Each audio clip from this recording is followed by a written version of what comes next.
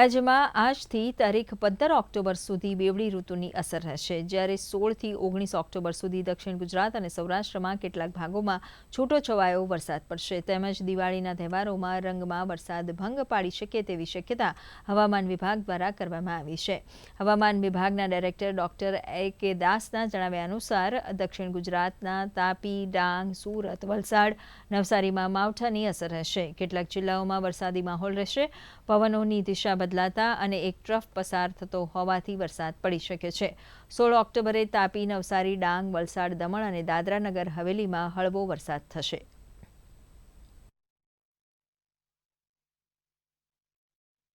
7 दिन के लिए 13 अक्टूबर से लेकर 19 अक्टूबर तक, इसमें पहला 3 दिन कोई ड्राई वेदर का पूर्वानुमान है, 13, 14, 15, फिर 16, 17, 18, 19 आइसोलेटेड जगह में दक्षिण गुजरात की जो ज़िला है जैसे नवसारी, वलसाड, दमन दादरा नगर हवेली, तापी, डांग, इसमें हल्का से मध्यम बरसात का संभावना रहेगा। और जो सौराष्ट्र के क्षेत्रों में अगले 4 दिन 16 तारीख तक ड्राई रहेगा। उसके आगे 3 दिन 17, 18, 19 आपका हल्का से मध्यम बरसात का संभावना रहेगा। आइसोलेटेड प्लेस है, इसमें मेनली अमरेली, भावनगर, गिर सोमनाथ और दीव के लिए रहेगा।